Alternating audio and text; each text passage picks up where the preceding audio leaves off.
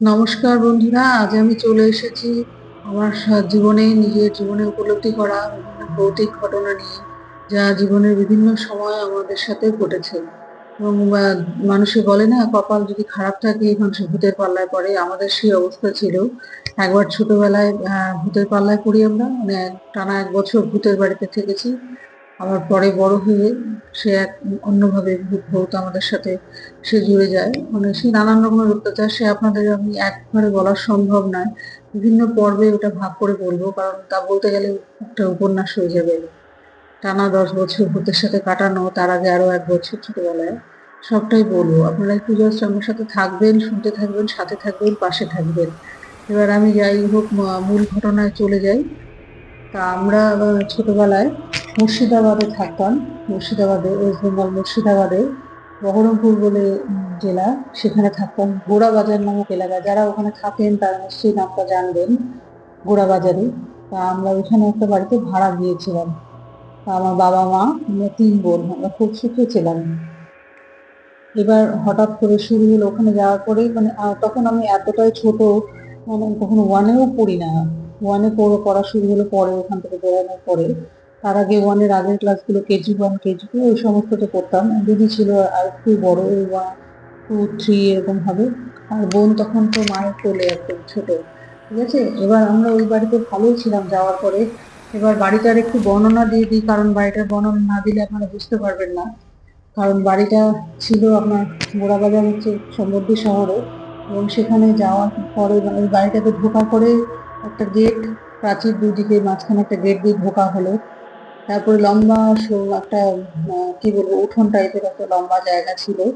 তার দুপাশে আমরা তাকে পেরিয়ে দুটো সিঁড়ি দিয়ে উঠে মেন ঘর দুটো পাশাপাশি, বড় বড় দুটো ঘর। আর ওদিকে তার ওই ঘরের ওই পারে আবার ছিল একটা লম্বা বড় বারান্দা, সবটাই গ্রিল দেওয়া ছিল, কম্প্যাক্ট। আর বাথরুম একটা ছিল, ওই যে উঠোন বললাম, উঠোনের সামনে দিয়ে গিয়ে একটা ড্রেন পড়তো, ছোট্ট ড্রেন, আমাদের এই যে ঘরের বাড়ির ড্রেন। ওই ড্রেনের ওই পারে গিয়ে তারপরে কিছুটা গিয়ে বাথরুম ওদিকে ছিল। আর এইদিকে ঘরে ঢুকে, মানে মেন গেট দিয়ে ঢুকে বাঁ হাতে ছিল কিচেন। এবার আমরা ভেতরেই থাকতাম। এবার মানে এমন একটা ব্যাপার ঘটে গেছিল, আপনারা হয়তো ভাবছেন এতটা বাড়ির বর্ণনা দিচ্ছি কেন, কারণ একটাই যে পুরো ব্যাপার বাড়িটা জুড়ে ভৌতিক কাণ্ড ঘটতো, তাই জন্য আপনাদেরকে না বললে কিন্তু ঠিক বুঝতে পারবেন না।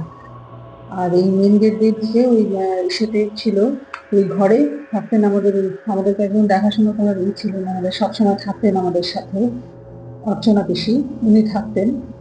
এবারে আসল ঘটনাটা বলি। ওই বাড়িতে যাওয়ার পর কদিন বেশ ভালোই কাটলো। তারপরে একদিন সন্ধ্যার পরে উল্টো দিকের বাড়িটাতে, মানে একটা পুলিশের বাড়ি ছিল। তা কদিন আমরা ঘুমাতাম, ওরা পুলিশে কাজ করতেন, এই বাড়ির কর্তা পুলিশ অফিসার ছিলেন। তা একদিন দেখা যাচ্ছে যে মা হঠাৎ বলতে শুরু করে যে কি ব্যাপার, ওই মানে সামনের বাড়ির ওই দিদি যারা ছিলেন পুলিশ কর্তার মেয়ে, তাদের নামটা ঠিক মনে নেই, সম্ভবত আমি ডলি দি বলে সম্বোধন করছি। তা মা হঠাৎ বলতে থাকে যে ডলির বাবা কি অনেক রাত্রে মনে হয় ডিউটি থেকে ফেরে, কারণ মধ্যরাত্রে মায়ের ঘুম আসতো না। মা বলতো মধ্যরাত্রে দেখি শুধু ঘড়া থেকে জল ঢালার শব্দ, কাপড় কাচার শব্দ, দরজা দিয়ে শিকল নাড়ছে টক টক করে, এরকম সব বিভিন্ন শব্দ আসতে থাকে। বাবার ঘুম দিচ্ছিল, বাবা কিছু বুঝতেন না। আর আমরা তো ছোট ছিলাম, আমাদের সেরকম কিছু বোঝার ক্ষমতা ছিল না। তো আমরা ছোট ছিলাম বলে আমাদের এগুলো কিছুই আমরা বুঝতে পারতাম না। পরের দিন সকালে দেখতাম মা ওই অর্চনা পিসির সাথে, বাবার সাথে এসব কথা আলোচনা করতেন। এরকম ব্যাপার। অর্চনা পিসি তখন মা জিজ্ঞাসা করতেন, মা যে তুমি কি রাত্রেবেলায় উঠেছিলে, তুমি এরকম দরজা ধাক্কিয়েছো, তুমি করেছো? তখন অর্চনা বলতো, না বৌদি, আমি তো উঠিও নি, আমি কিছুই জানি না। তা এরকম করার পর তারপরে কয়েকদিন এরকম চলতেই থাকে। রাত হলেই ওসব কাণ্ড শুরু হয়, মানে কাপড় কাচছে কেউ পিটিয়ে পিটিয়ে। মা বলে এত রাতে কে কাপড় কাচে?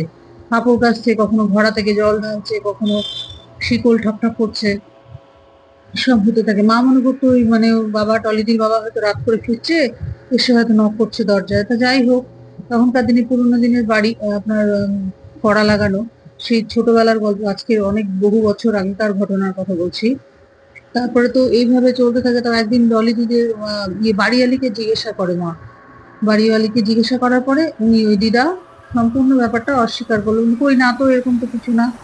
উনি পরিষ্কার বলে দিলেন। তারপরে মা একদিন সন্ধ্যার সময় আসলে একটা ব্যাপার ঘটলো, মানে আমাদের ওই যে সন্ধ্যার সময় বাইরে উঠোন লম্বা বললাম যে ওটা পেরিয়ে বাথরুমে যেতে হয়, তা ওটা দিয়ে মা যাচ্ছিলেন।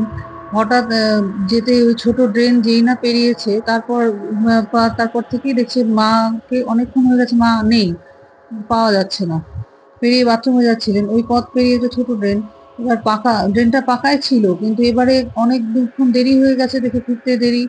অর্চনা পিসি মাকে ডাকতে যাচ্ছিলেন, তা দেখে ওই সময় যে মা ড্রেনের ওই পারে অচেতন অবস্থায় পড়ে আছে। কি ব্যাপার, অর্চনা পিসি তো দেখে তো অবাক, তখন বাবাকে ডাকে। বাবা আসেন, এসে তাও অনেক করে মাকে জল ফল দিয়ে জ্ঞান ফেরানো হয়, কিন্তু মা কিছু বলতে পারছে না, মা চুপচাপ হয়ে গেছে, কিছু বলতে পারে না।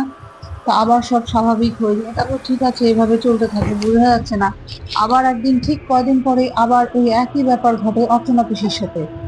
উনিও ওই ড্রেন পেরোলেই জ্ঞান হারালো।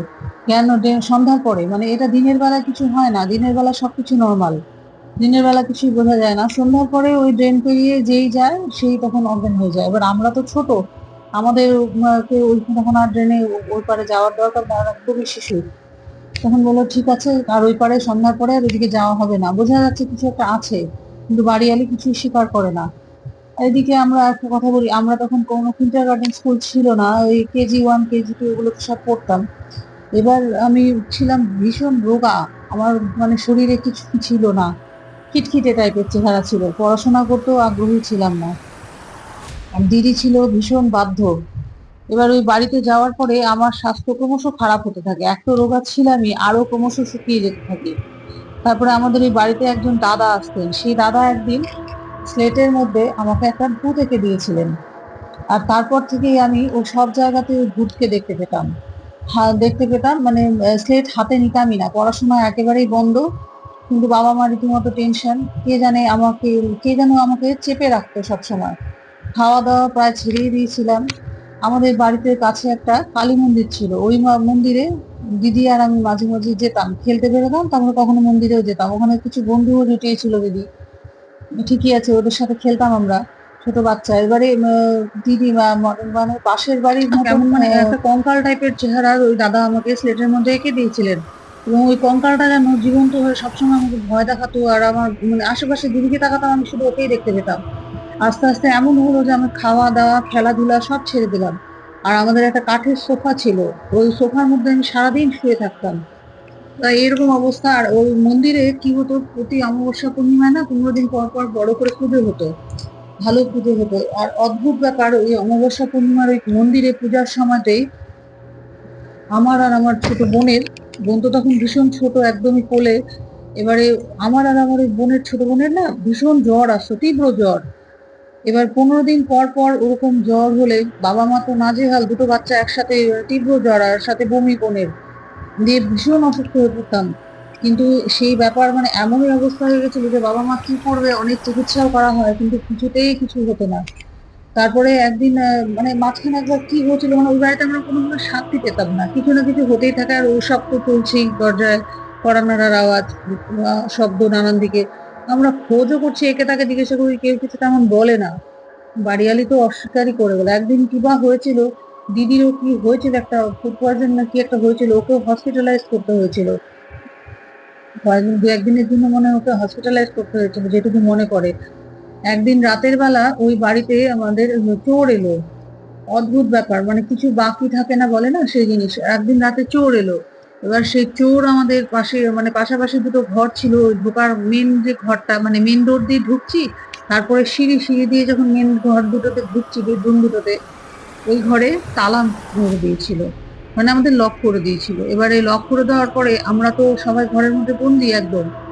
আর অর্চনা পিসি বাইরের একটা ওই ঘরে মানে ঢুকতে, ওখানেই ঘুমোতো। এবারে অর্চনা পিসি বাইরে বাইরে আছে, ও বাইরে কি হচ্ছে, একটা ইয়াং মেয়ে, বাবা মা তো রীতিমতো চিন্তিত, এবার কি হতে চলেছে, ভয় পাচ্ছি। তখন বাবা, তো আমরা বেরোতে পারছি না, চিৎকার করছে, কেউ শুনছে না, গভীর রাত 2-3টা হবে। আর এত চিৎকার শুনে আমরাও জেগে যাই, দিদি আর আমি।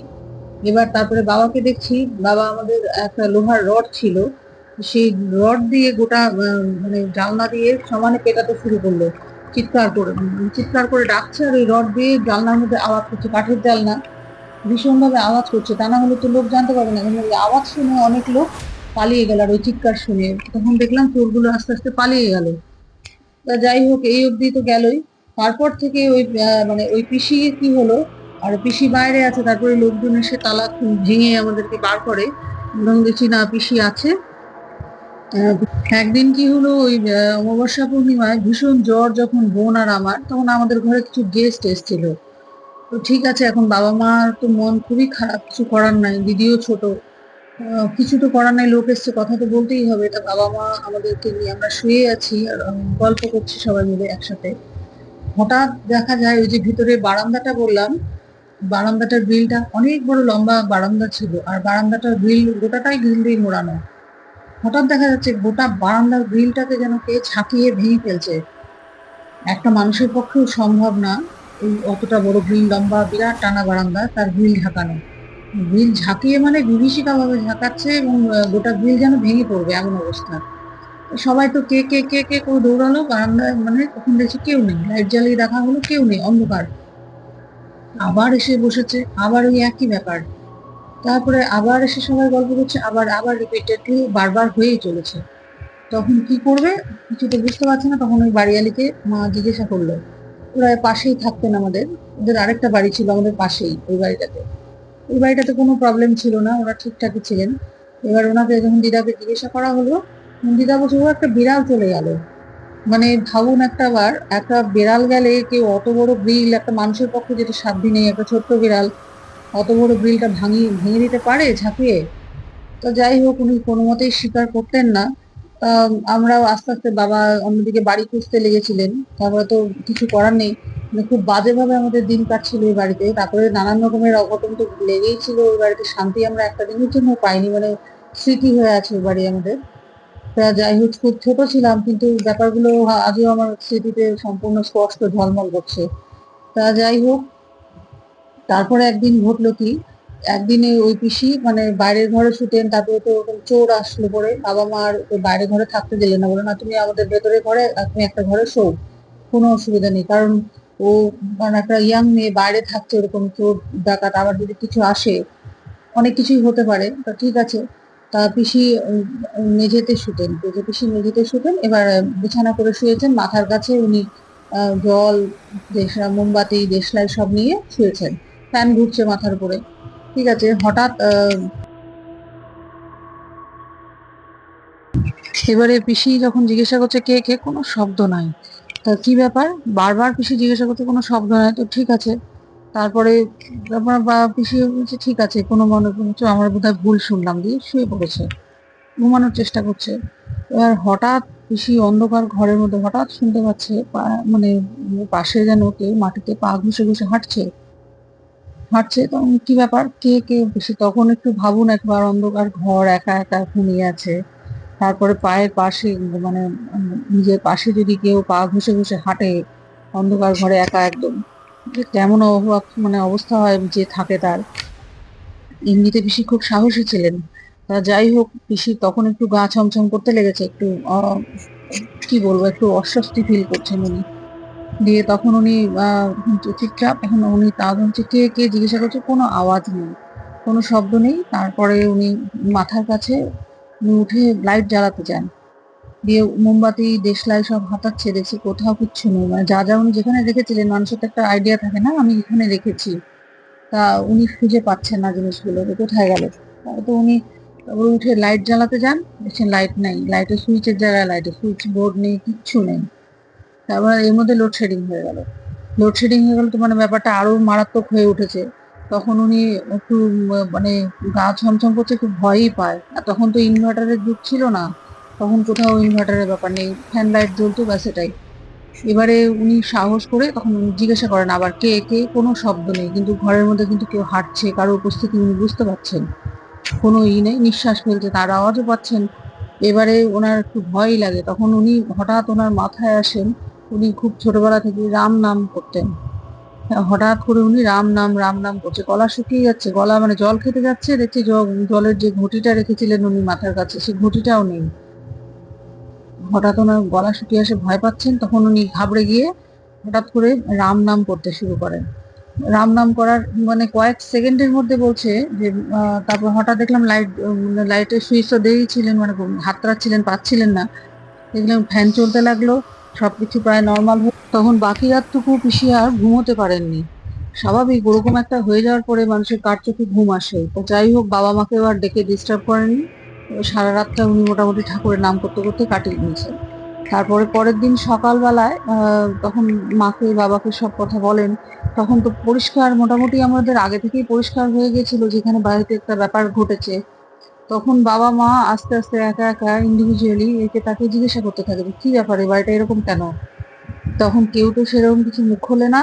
মানে আমাদের ঠিক উল্টো দিকের বাড়িতে যে বললাম পুলিশ কর্তা, তা পুলিশ কর্তার বাড়িতে তখন ওই যে ইরা ছিল ডলিদি বলছিলাম যার কথা, ও মা পুলিশ কর্তার বউ, উনি একদিন মাকে বললেন, না তোমরা যে বাড়িটাতে আপনারা এসেছেন এই বাড়িটার মধ্যে একদিন এখানে একজন মারা গেছিল।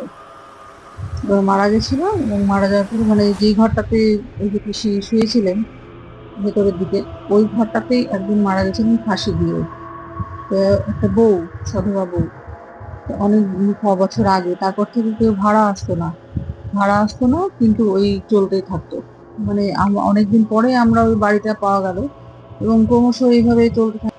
মানে বাড়ি বললেই তো আর বাড়ি পাওয়া যায় না, না মনের মতন ঘর চাই, কারণ বাচ্চা আছে, ছোট বাচ্চাগুলো আছে, দিয়ে সবটা মিলিয়ে তো থাকতে হবে।